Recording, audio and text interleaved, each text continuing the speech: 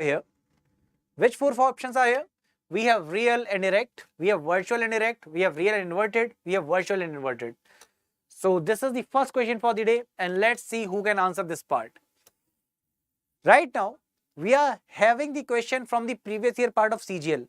So obviously all these questions are from CGL examination. Now the important thing is, question is asked, a concave lens always forms an image which is dash. Till now, we have always discussed when we are talking about concave lens. At that time, voice issue is there. Vikram, please check once again. I guess it is resolved now. Okay, na? Yeah. So I guess voice issue is resolved. Please have a look again. Okay. So what I was talking about till now, whenever we studied about this concave and convex, we knew concave and convex. So whenever I talk about mirror, whenever we talk about mirror, what used to happen? For convex lens, we knew it was making a small image.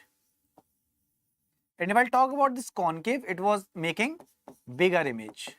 But here we were talking about mirror. Now the question which is asked here, a concave lens always forms which type of image? So if I talk about this option, so yes, Vikram has already given the answer, so it would be B, that is option number B. So Vikram here, if I talk about this concave lens, so yes, totally correct. The correct answer is going to be virtual and direct. And yes, these type of questions are asked in CGL, so we must be prepared for it. Okay, let's move forward with the next question. Next we have a vitamin which requires cobalt for its activity. Now which is this vitamin? Is it B12, is it D, is it B2 or A? What is the correct answer over here? And everyone who is there in the session, please like this session and yes, start giving comments so that I can start interaction with you. So waiting for the answer from everyone. I want answer from everyone. So yes, question is a vitamin which requires cobalt for its activity. Which is that vitamin? So first of all, I'll take answer from you, only then I am going to explain this part. So Vikram, your answer please. Here Vikram is going with vitamin A. Vikram, here, with D, that is vitamin A, okay. See Vikram, if I'll go with vitamin A, what is the chemical name of vitamin A? The chemical name of vitamin A is what? It is retinol. That is retinol. And I have also told, if I'll just try to check this name, retin, you can relate this retin with retina. That means if there would be deficiency of vitamin A, there would be issue in eye. That means we can talk about night blindness over here. What is that night blindness? In night, we cannot see in the proper manner. If I talk about this vitamin B2, it is what? It is riboflavin. What is that? It is riboflavin. If I talk about vitamin D, its name is what? Its name is calciferol. So from name calci itself, we can get the idea. Calci is standing for calcium, right? Yes, Vikram has changed the answer and saying that it would be B12. And that's totally correct. If I talk about vitamin B12, do you know what is its name? Its name is cyanoco. Just a second. Yeah, its name is cyanocobalamin. Now, if I try to just have a look at its name itself, from the name itself, you will be getting this answer. Just have a look at its name. Cobal. Just have a look. Now, this will be very, very helpful in the examination because in all the examinations, this question is asked again and again, especially from B12 part. If I talk about UPSC RO, UPPSC RO, ARO, even there in the UP RO, in the UP ARO and RO examination, this question was asked. Apart from that, CGL and all examinations, this question is already asked. So just have a look. Cobalt. So from here, we can relate with cobalt, and yes, option number A is going to be the correct answer. That is B12. Okay, so let's move forward with the next question. Next, we have one of the constituents of a tear gas is dash. Now, tear gas. We know about this particular gas. This is what? Here we can talk about ASU gas that we talk about, right? Those particular gases which are released by the police, and we can even talk about CRPF people or CRPF Jawans actually, in order to just have a look at the mob whenever there's a riots and all. So they just want all crowd to go back. So they use this particular gas. So yes, if I talk about tear gas, which is that part which is present in this tear gas? Can you answer this? Which part is present in the tear gas? Is it ethane? Is it ethanol? Is it ether? Or is it chloropycrin. What is that? So Vikram is going with option number C. That is that it would be ether. Let me tell you, Vikram, when we are talking about this tear gas, please remember the constituent which is present there is chloropycrin. Now, if I talk about this chloropycrin, please remember this tear gas is also known as lacrimeter agent. What is that? Lacrimeter agent is also tear gas, and one of the part which is present in this is what? Yeah, that's totally correct. Option number D was the correct answer. That is chloropycrin. Then we have next question here. The propagation of sound waves in a gas involves what? So propagation of a sound wave in a gas involves what? Is it adiabatic compression and rarefaction? Is it isothermal compression and rarefaction? Is it isochoric compression and rarefaction? And is it isobaric compression and rarefaction? What is the correct answer? Achha, it was a mistake. No issues, Vikram, no issues. But what about this answer? Question is from the propagation of sound waves in a gas. So Vikram and all, everyone who is there in the session, can you answer this part?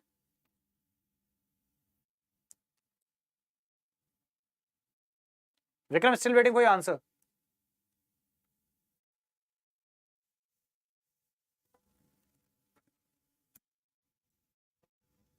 Yes, still waiting for the answer. See, if I talk about this adiabatic part, what is that?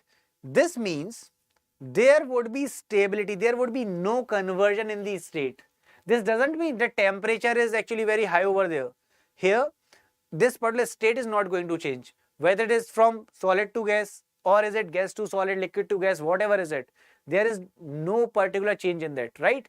So here, if I talk about the process of the propagation of sound waves in a gas, it involves adiabatic compression and rarefaction, and yes, option number A is correct over here. Great. Let's have a look at the next question. An atomic clock is based on transitions in what? An atomic clock is based on the transitions of what? So answer please. Can you answer this part?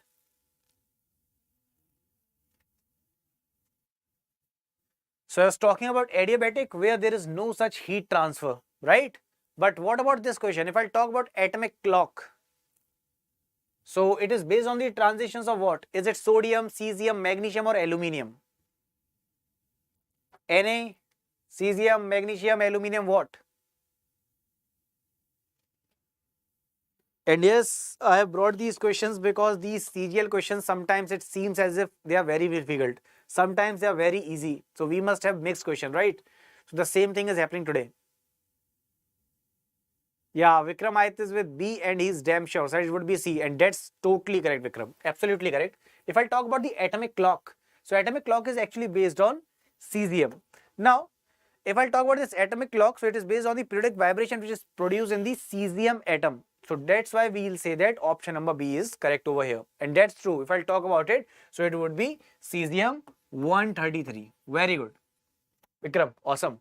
Let's move forward to the next question now. Next we have, okay, before moving forward, let me tell you there's an Exampur official application which has all the important stuff which you want, whether it is current affair, whether it is PDFs, or if I'll talk about examination dates, all those admit cards, everything you will be getting here. So just you have to go to the Play Store, type Exampur over there, click on the install button, click on the open part, then you will do the registration and start using it. Okay, so let's have a look at the next question. Plasma membrane in eukaryotic cells are made up of dash. Plasma membrane. Now what is another name for this plasma membrane? If I talk about this plasma membrane, there's another name that is known as cell membrane.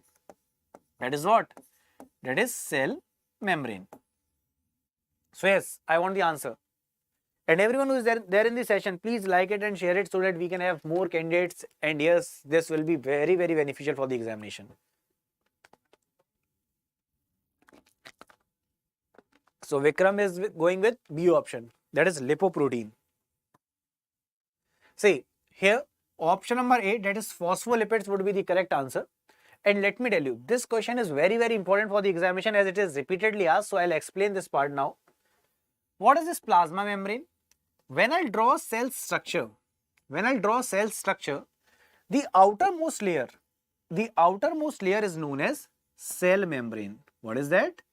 That is actually known as cell membrane. Now, since we are talking about the cell membrane, it has another name as well, which is mentioned in the question, and it is plasma membrane. Now, this cell membrane is made up of what? So, this particular cell membrane is actually made up of lipids and proteins. So, the question may be in any way. It may be directly with the option phospholipids, or it may be the option where lipids or protein is mentioned. So, it is made up of lipids and proteins. Now, one more important thing. What the cell membrane is actually doing? This cell membrane is actually giving the shape to the cell. Apart from that, it is also giving safety to the internal organs which are actually present here. Sorry, internal organelles which are present here. Now, which are those organelles? Here you can talk about mitochondria. Apart from that, you can talk about lysosomes.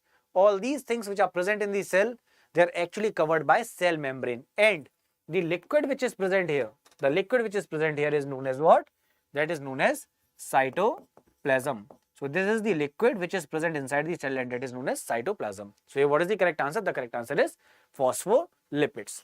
Okay, let's move forward to the next question. Achha, before moving forward to the next question, this was the cell where we were talking about animal membrane, sorry, animal cell. What if I talk about plant cell? So, if I talk about plant cell, there is one more layer. Now, can you name that particular layer? What is the name of this layer? Vikram and all the other candidates, what is the name of this layer?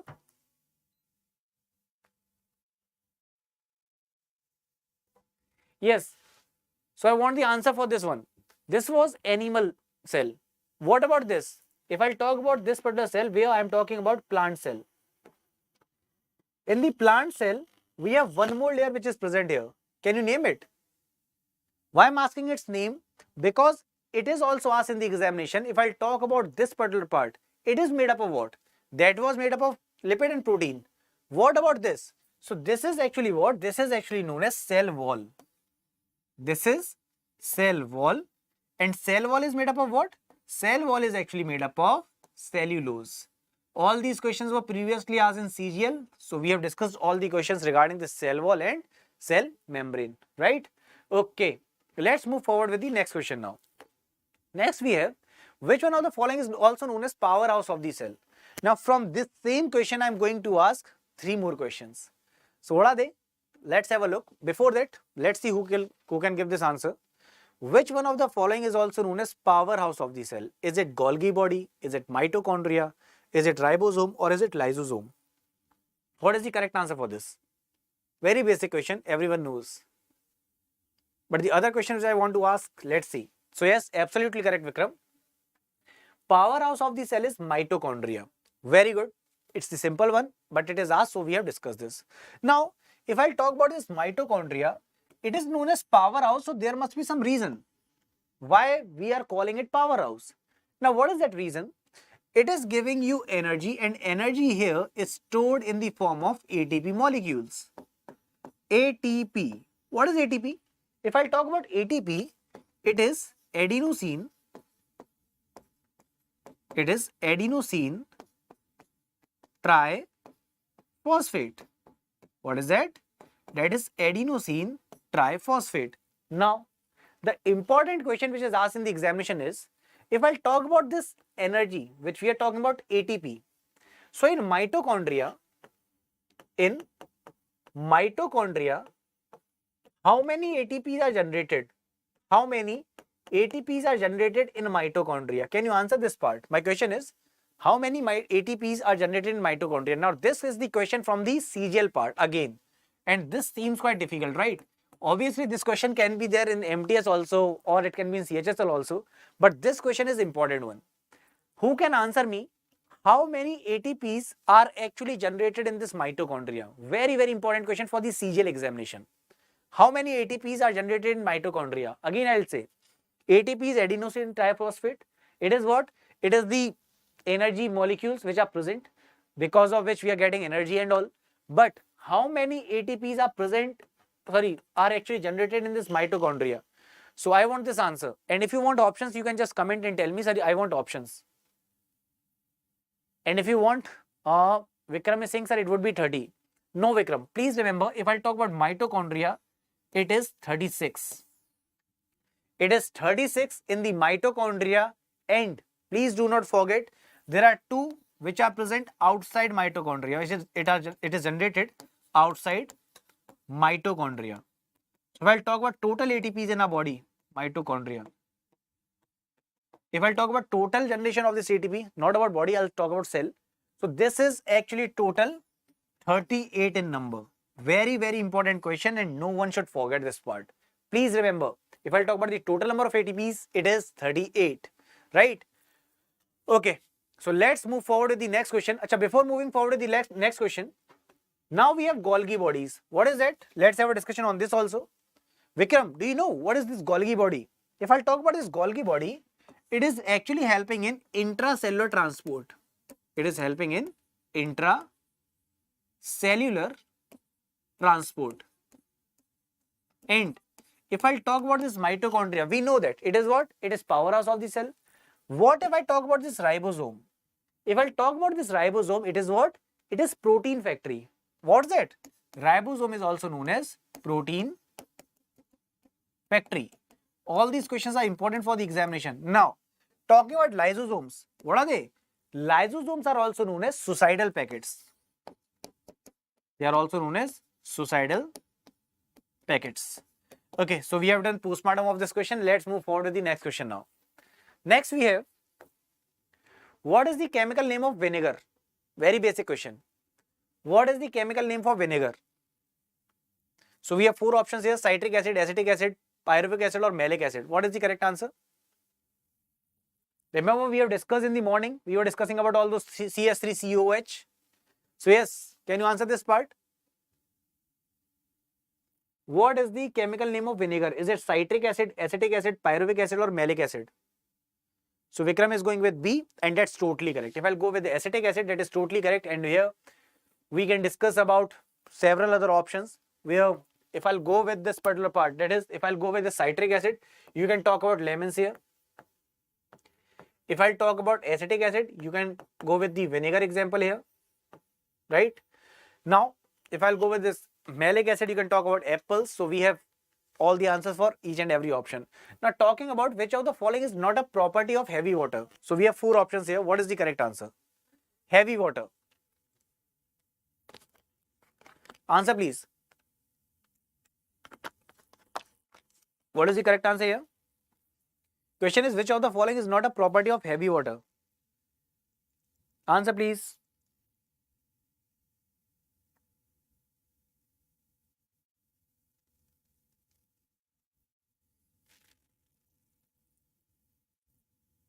No one. See, if I talk about this heavy water, what's that? Heavy water means we are talking about D2O, where D standing for deuterium. Remember, hydrogen isotopes. So yes, Vikram has already told the answer. That is, sir, it would be A. That is, boiling point of heavy water is lower than that of ordinary water. Yes, that's totally correct. It's great that this time you have seen not as an option. The thing is that the question is asked, which of the following is not a property of heavy water? If I'll go with this option B, C, D, they are the properties of heavy water. What are they? If I'll talk about heavy water, the density of heavy water is higher than the ordinary water. What I'm saying? Density of the heavy water is actually higher than the ordinary water. Apart from that, freezing point of the heavy water is higher than that of ordinary water. And the third point is, if I talk about this heavy water, it will create corrosion. That is, it is actually corrosive in nature. Now, which was the option that was given here? If I talk about the option that is boiling point of heavy water is lower than that of ordinary water, this would be wrong. So that's why it is asked, which is not a property of heavy water, and hence option number A is going to be the correct answer. Right, Vikram, great. Let's move forward to the next question now. Next we have, in which of the following process is energy released? So we have respiration, photosynthesis, ingestion and absorption.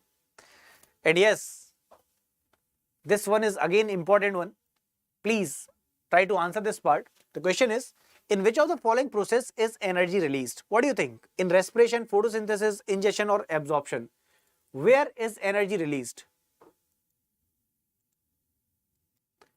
Do you think in the process of respiration this energy would be released, or in photosynthesis, ingestion or absorption? Answer please. Need answer from everyone. In which of the following process energy is actually released? So what is the correct answer here?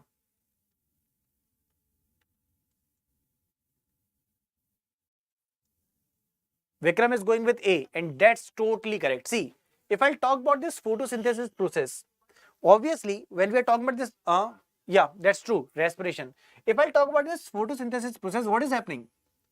The sunlight is actually used by the plants, right, for the production of the food. That is, here energy is required. Okay. If I talk about ingestion, what is ingestion? Ingestion means taking in of the food. So when I talk about taking in of the food in the digestion process, obviously energy is required here. So this would also be wrong.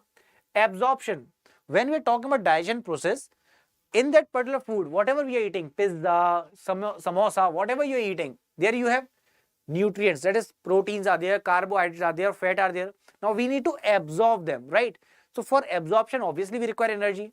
But if I talk about this respiration process, this respiration is the process in which energy is actually released. And the question was asked, in which of the following process energy is released? And hence respiration would be the answer, in which we are taking in the air, and that oxygen part which is actually utilized by the cells, where we can talk about ATP energy. We were just discussing, right? Total 38 ATP and inside the mitochondria 36. Remember that part? So yes, energy is released in respiration. Okay. So here option number A was the correct answer. Next, animals living in 3 trunks are known as dash. So animals living in 3 trunks. So if I talk about this, for example, I can talk about aquatic animals. Aquatic are who? Who are living only in water. For example, amphibians. On terrestrial part also, that is on the earth as well. Apart from that, liquid also. But the question is, animals living in 3 trunks are known as what? So this is actually the definition part. So let's see who can answer this. What is the correct answer for this? Animals living in the 3 trunks are known as dash. Very good, Vikram. Totally correct. They are known as arboreal. What's that? That is arboreal. So arboreal are the animals who are living in the 3 trunks. Okay. Next question we have. Heat transfer horizontally within the atmosphere is called what? Heat transfer horizontally. Now this is not only from the CGL. This was also asked in CPO. So this is the important one. But what is the answer over here? Heat transfer horizontally within the atmosphere is called what? Is it conduction, convection, absorption or advection? What is the correct answer? Heat transfer horizontally within the atmosphere. So we have discussed about this conduction, we know about convection, we know about absorption. Is there something like advection? Is it there? But before that I want answer, then I'll explain this part. Yes, who can explain it? Answer please. Heat transfer horizontally within the atmosphere is called what? Is it conduction, convection, absorption or advection? What is the correct answer? So Vikram is going with option A over here. Okay, let's have a discussion on each and every option. First of all, talking about conduction. So we know that they are heat transfer modes. That is, heat is transferred by any of these following methods. So if I talk about heat transfer by conduction, what happens? Here molecules vibrate at their location. Molecules vibrate at their location. But if I talk about convection, then here molecules leave their positions. Molecules leave their positions. Now if I talk about this absorption process, so obviously if I talk about heat transfer mode, there you can talk about radiation where there is no such medium required, but absorption is not going to be that particular process, right? So obviously totally correct, Vikram. If I talk about this advection, advection is a process in which heat transfer horizontally within the atmosphere. And horizontal lines are which one? These are the horizontal lines and these are the vertical lines. So whenever you will talk about the horizontal transfer of heat in the atmosphere, that is known as advection, and that is very, very important for the examination point of view. Do not forget this part. And Vikram, great, totally correct, totally correct. Let's move forward to the next question now. Noise is measured in dash. Now this is the simple one. So I guess everyone can answer this, and everyone who is there in the session, please start answering. So yes, HR is here. Hello HR, how are you? So HR, you just come for giving attendance, huh? So busy with Tamil Nadu part. Checking all the dacoits, all the thieves, huh? Okay, I guess right now in the police station. Okay, so yes, can you answer this part? Noise is measured in what? Is it watt, REM, centigrade or decibel? What is it? Very good. Totally correct. HR, Vikram, both of you are correct. If I'll talk about noise, it is measured in decibel. If I'll talk about power, that is watt, right? So yes, if I'll talk about centigrade, that it means we are talking about temperature. Next question is, now this one is important. I use decibel killer in my bike. Okay. Okay. Fine. Next question is, the bats can fly in the dark because of what reason? Bats can fly in dark. Now what's the reason behind it? So you have made your, oh, got fever. So if it is serious one, just have a contact with the doctor. Please consult doctor and get well soon. Take rest, huh? And please take leave as well. Take rest, proper rest. So yes, Vikram is going with D. That is, they generate ultrasonic sound waves. That's true. If I talk about these bats, what happens? They are not using their eyes. They are not using their eyes. What they do? They actually send those particular waves where we can talk about the combination of echo, right? Remember that echo process, echolation. So in this echolation, what is happening when they send those particular waves? If they actually strike back and come fast, they come to know that okay, hindrance is there, and because of that, they actually change their direction. So the logic that we are using is, that is sonar, that is sound navigation and ranging. The same logic is actually used by ships and submarines. So, time management, just a second, HR, I am discussing with you. But here, if I talk about this bats that can fly in the dark, they are because they can generate ultrasonic sound waves, and that is the correct answer over here. So option number D will be correct. Now there's a question from HR. HR is asking, sir, how to manage time for the CGL examination? See, if I talk about CGL examination, you have 100 questions for those 60 minutes, right? The first important thing is, if you are not sure that this would be the correct answer, please leave that part. The second thing comes, we are in situation of dilemma. We may solve or we may not solve. Please use those particular options where we have that particular partner, that click here and save for the next. Then we have to just use those particular 4 options, especially if you're leaving that question, that would be marked red. That is, we are not going to attempt this question again. One option is there, I am in the situation of dilemma, so I'll just click one of the answer and go on the next part, mark review and click on next, where I'll just review again. But there's one more option where you don't want to click, but you want to attempt again. So use that particular option. And the first and important thing is, whenever you are attempting the paper, only go with that section which is easier for you in the first go. And I'll suggest go for the GS portion first, because we directly know yes or no. There is no such situation of dilemma. But it may be in the case of reasoning or mathematics where we think, okay, it might take time. So those particular options now, they will be very, very helpful. Apart from that, for the learning process, you are already aware of, you are already in the Tamil Nadu police. So obviously you would have cracked that examination. So apart from this particular part, if you need any kind of help, you can just let me know. Okay, let's move forward now. Yes, they generate ultrasonic sound. That's true, Vikram. Next we have Exampur official application here, where we have live paid courses with the test series, free subject wise and topic wise quiz with the report card, job alert, admit card, examination date, all exam previous year PDF with the solution. Then we have daily, weekly, monthly current affairs. All these at a single platform. Just do what? Just go to the Play Store, type Exampur over there, click on the install button, click on the open part, click on the registration part, just do the registration and start using it. Okay, so next question is, what changes will happen to a bowl of ice and water which are kept at exactly 0 degrees centigrade? So at 0 degrees centigrade, we have a bowl of ice and water. What is going to happen? All ice will melt, all water will become ice, no change will happen, only some ice will melt. Just think about it. Okay, Char, welcome. And yes, the most important thing which I forgot to mention, please give previous year question test as well. Please go for that. Why? Because it will be helping in the time management. Very important. Please keep on giving test. I'll say that you can take 1 or 2 days rest for this fever part. But yes, please take out the time and give that particular test. That would be very, very helpful. Very, very beneficial. Actually, I have also cracked 3 of the government examinations. That would be very helpful for you. Okay. So just in whole day you can take any of the 2 hours or 1.5 hours for giving the test without any disturbance, sitting all alone and giving the test as if you are sitting in the main examination. It would be very, very helpful.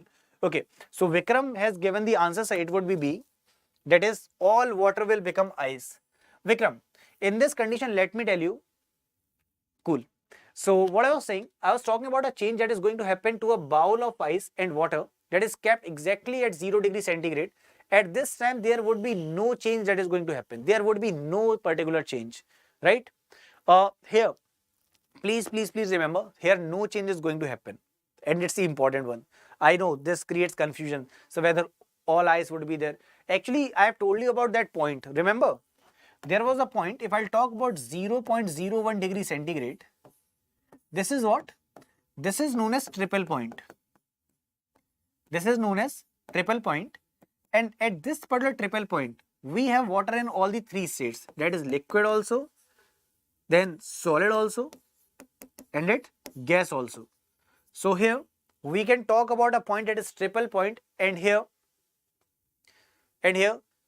you will be having all the 3 states of water which are possible. And yes, it is 0.01 degree centigrade. Okay, so let's move forward to the next question now. Curie point is the temperature at which what happens? What is the Curie point? So answer please. What is the correct answer? What is the correct answer over here? Curie point is the temperature at which matter becomes radioactive, a metal loses magnetic properties, a metal loses conductivity, or transmutation of metal occurs. What is the correct answer here? Curie point. Obviously, the name is actually derived from the scientist, that is Marie Curie, who was the one who has actually done the discovery of radium. Apart from the discovery of radium, let me tell you, it is also asked in the examination, more than once, she has actually received Nobel Prize as well. So more than once Nobel Prize winner, she is the one. Apart from that, Pierre Curie and Marie Curie were the one who discovered radium. And from this Curie itself, this name is derived. And yes, here that's answer is given, that is matter will become radioactive. Oh, hello knowledge hotspot, how are you? So after a long time, straight hotspot, can you answer this part? My question is, Curie point is the temperature at which what happens? So the first option is actually looking like it would be correct, because if I'm talking about Curie, this means I'm talking about radioactivity. But is this particular point correct? Is this point correct? Hotspot, I want your answer only, then I'll move forward. Waiting for the answer, please.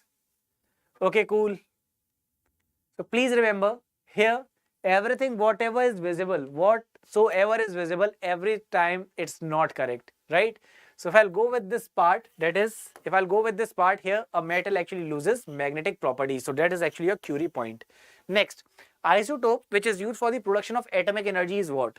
Now we know that if I'll talk about the nuclear reactors, we use uranium over there. But if I'll talk about uranium, so if I'll go with the isotopes of uranium, so this isotope. Now this number you have to remember. Yeah, Vikram, totally correct. Knowledge hotspot, it seemed A. That's why I was saying everything which we see with our eye, that always is not correct, right? So okay, what I was saying the isotope which is used for the production of atomic energy is what? Is it uranium-235, uranium-238, 234 or 236? Achha, you are talking about this one, that it seems to be A. Vikram, what would be your answer for this part? What is going to be the correct answer? Waiting. Isotope of the for the production of atomic energy. That is, we are talking about nuclear reactors over here. And everyone who is there in this session, please like it and share it. Please remember, when we are talking about this uranium, please remember the correct answer. We have Chetu. And yes, your Chetu, your answer is totally correct. That is uranium-235. So uranium-235 is the one that we are using in the nuclear reactors. Yes.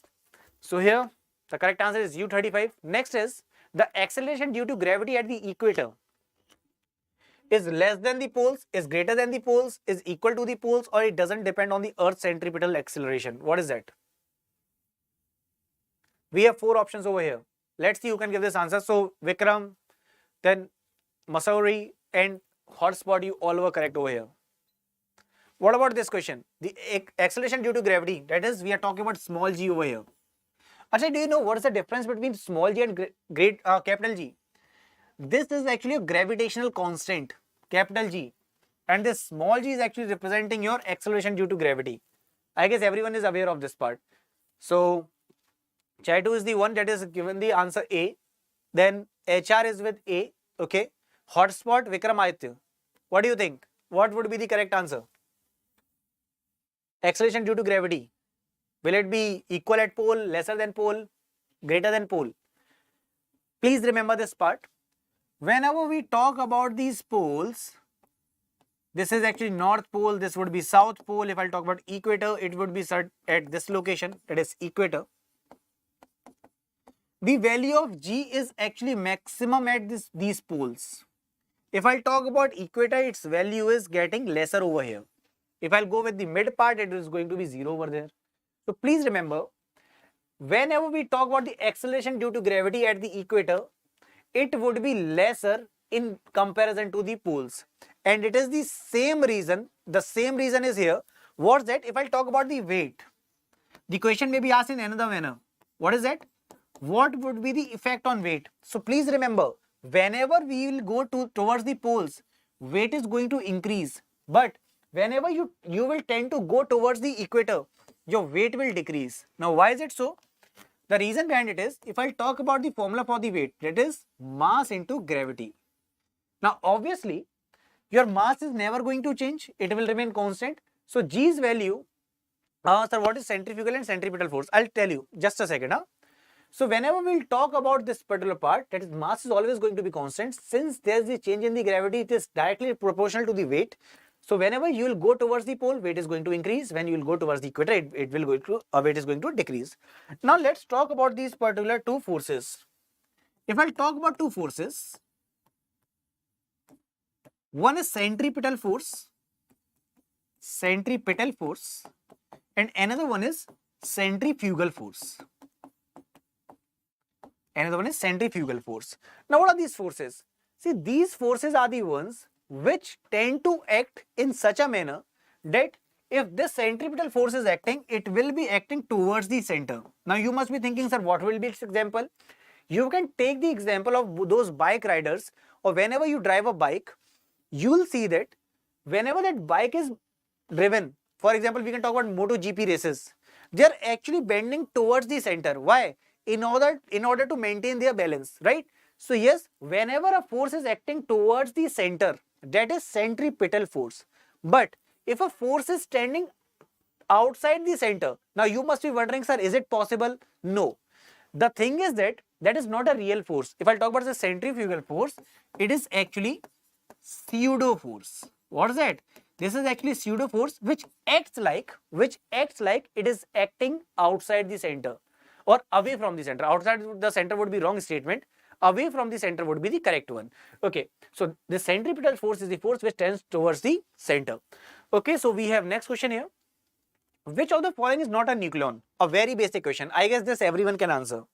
So can you answer this part?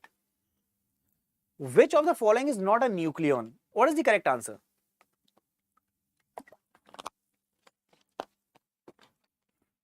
Answer please. So Vikram, hotspot, HR. Welcome. What about this question? This is a very basic one, but I want answer from everyone. Can you answer this part? Yeah, totally correct. Here, if I'll talk about nucleon, what is that? When we talk about atom, yeah, HR is also going with electron. Vikram, I'm unable to get your answer. Waiting for your answer. Still waiting for your answer. If I talk about an atom, we know that in center we have a nucleus, but outside the nucleus we have electrons that are actually revolving around it. Now, this particular part, that is nucleus, here there's a combination of proton and neutron, and this part is actually known as nucleons. What is that? So nucleon is actually the combination of proton and neutron. Electrons are revolving outside the nucleus, right? So yes, totally correct. HR, Play2, then Vikram. You all are correct. The correct answer is going to be electron because it is never the part of this nucleon. So nucleon is only consisting of neutron and proton. Let's move forward with the next question. Next, we have the material which is used to manufacture lead pencil. It is what? Now, this question seems to be quite easy, but just after having a look at the question, we click on the wrong answer. Now, how answer gets wrong? Let's see. This question is quite, that's why, because I know sometimes what happens, we just have a look at the question and directly click on the answer without even thinking of that. But I guess this time you all are going to be correct over here. Obviously, Vikram, Chaitu, HR, everyone is correct. For the pencils, we are using graphite.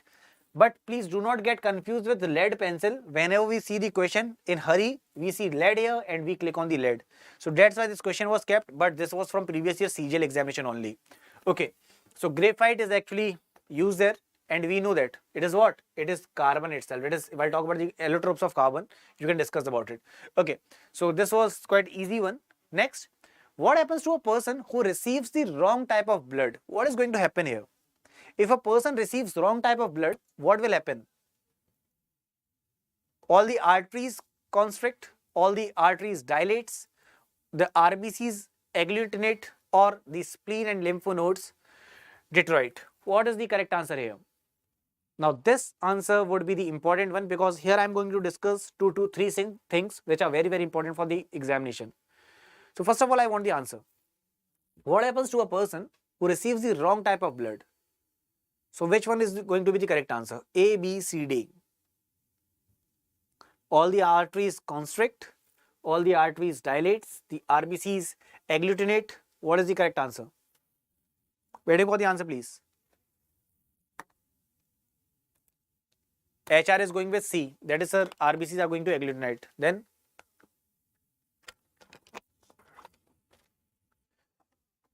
agglutination. What is agglutination? All those cells will actually clump together. So yes, waiting for the answer. Vikram is with C, HR is with C. Chaitu, are you also going with C? If I talk about this question, please remember what is going to happen. Whenever a person is in requirement of the blood, we must know about the blood groups. Which are they? We have blood groups, that is A, then we have B, we have C, we have D. Sorry. We have A, B, AB and O. These are the blood groups. Now what happens? We must be aware of antigens and antibodies which are present here. And according to that, we know if I talk about a person who is having blood group A, this blood group can take blood from A and O. I'll write here. From all we can receive these bloods. So I'll talk about the receiving part, that is for A, we can have the blood from A or B, O. For B, we can have blood from B or O. For AB, we can have blood from A also, B also, AB also and O also. But for O, we can only get blood from O. Now what if there's a blood group that is A and B is giving him blood? So if B will give him blood, what is going to happen? Here RBCs will agglutinate. Now what is this agglutination? Here what is going to happen? These blood groups which are opposite in nature, here clumping would be done and on the spot death can take place, right? So here agglutination of the blood will take place if wrong type of blood is given to another person. So we'll talk about the receivers. So these are the receivers and they are the donors, right? So A can receive the blood from A and O, B can receive the blood from B and O, AB can receive blood from A, B, AB and O, but O can receive only blood from O. That's why AB is known as universal acceptor and O is known as universal donor. What if the perfect answer is asked? The perfect answer would be, in reality, O negative is the real universal donor, because O negative cannot donate blood to O positive cannot donate the blood to O negative. This point is very, very important for the examination. Do not forget, O positive is actually, in that condition, even that particular part can take place where a person is going to die at that moment itself. Okay.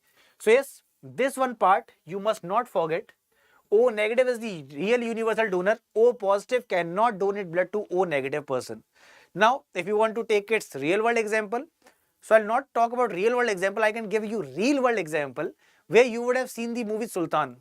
In the Sultan movie, actually Salman Khan's son wanted O negative blood, and there was no person who was having no O negative blood except that Salman Khan, and Salman Khan did not come there at the right time, and that particular child died. So yes, you can relate that example with the real world example. But yes, O negative is the one who is the real universal donor. O positive is not the universal donor. Okay, so let's move forward to the next question. Ringworm is a dash disease. Is it bacterial, protozoal, viral or fungal? This question is asked every time in the examination. Not only this, the question is actually from diseases part. It may be fungal disease, it may be viral disease. But what about this question? Ringworm is a dash disease. Ringworm is which disease? So ringworm, is it actually occurring because of bacteria? Is it occurring because of virus? Is it occurring because of protozoa or fungi? So Vikram is 100% sure and he's with D. Chaitu is also going with D. HR, I guess you will also go with D, and that's true. Totally correct. A ringworm is what? It is actually your fungal disease, right? Okay, let's move forward to the next question. Next we have pituitary gland is situated where? What is the location of pituitary gland? Then I'll explain its functionality. Oh, so Gobinath has joined. Hello Gobinath, how are you? But Gobinath, you joined after a long time. We only have 2 to 3 minutes more, but no issues. So here, HR, Vikram, Chaitu, Gobinath, everyone is correct over here. Okay, so the question was pituitary gland is situated where? This pituitary gland is also known as master gland. It is asked in the examination. Which gland is known as the master gland? So pituitary gland is also known as master gland. Now where is it located? Is it the base of heart? Is it the base of brain? Is it neck or abdomen? So Gobinath is the first one to answer this. Sir, it would be the base of brain. Vikram is also going with B. Others? Chaitu, your answer is pending. HR, your answer is pending. Till then, I'll tell you why it is known as master gland, because it is controlling all the other glands. That's why it is known as master gland. And everyone who's there in the session, please like it and share it. Okay, so what I was saying, I was talking about this gland. It is known as master gland because it is controlling other glands as well. And it is located in the base of the brain. Now, if someone asks you which is the smallest gland, so please remember, if I'll talk about the smallest gland, that gland is known as pineal gland. Pineal gland is actually the smallest gland. And if someone asks you about the largest is liver. All these questions are from the Cgl part and they are again and again asked. So please remember, master gland, that is pituitary gland, it is located in the base of the brain. And yes, oxytocin, which is also known as love hormone. I'll write here. This hormone's name is actually asked in the examination. Oxytocin, which is love hormone, is actually released from here. So I'll write here. This is asked in the examination. Which hormone is known as the love hormone? So that love hormone is actually oxytocin. This time we have quite lesser time. Otherwise, I'll explain you in detail why it is actually known as love hormone. Okay. So yes, all these questions were important. And if I talk about the master gland, that is the master of this gland also. So master of the master gland is hypothalamus, which Vikram has actually told us. Okay. So this was the important one. So we have last question of the day. That is, saliva helps in the digestion of what? Where is this saliva helping? So yes, answer please. Where this saliva actually helps? Where is saliva? Saliva is actually generated from the salivary glands which are present in our mouth, right? So saliva is helping in the digestion of something. Now what is that? Is it fat, starch, proteins or vitamins? And yes, the important one, the important question is this, that where does this digestion starts? So from here itself you will be getting this answer. So Vinod is going with B, that is starch. Vikram is with B. Chaitu is with B. Gobinath, I guess you are also with B. HR? Yes, totally correct. If I'll go with the starch, or there may be the option of carbohydrates. So carbohydrate, starch, both of them will be correct. What happens if I'll talk about this saliva? It is present in a mouth, and mouth is the location from where this digestion actually starts. Saliva generates from salivary gland. And remember, saliva is actually acidic in nature. This is also asked in the examination. Saliva is acidic in nature. It is produced from the salivary gland in the mouth and is helping in the digestion of the starch. And that's why starch digestion actually starts in our mouth itself. And then food actually goes goes in the next phase where it passes through the food pipe and reaches stomach. But one more thing, when this particular saliva is mixing with the food, the time the saliva mixes with the food, the structure which is made, that is known as what? This is asked in the examination. The structure which is made after mixing the saliva, that is known as bolus. So what is bolus? Bolus is that food in which saliva is actually mixed up. That mass, that round mass which has actually formed after mixing the saliva, that is known as bolus. Okay. So these were the important previous year questions from the CGL. Tomorrow morning between 12 to 1, we will again come with the session. They would be from different SSC examinations, CHSL, Steno, CPO, and then in the evening again between 4 to 5 we will be having previous year questions of CGL. So we will meet you tomorrow. Till then, bye-bye everyone. Please take care. For any time, for any kind of doubt, just let me know from your comment section, or any kind of help you want, just let me know. And please come on time. So let's watch. Yeah, now we want match. Actually, this was my last class for this day. So yes, I'm also going to watch that match. Okay then, bye-bye everyone. Please take care. Enjoy and have your day. Enjoy your day.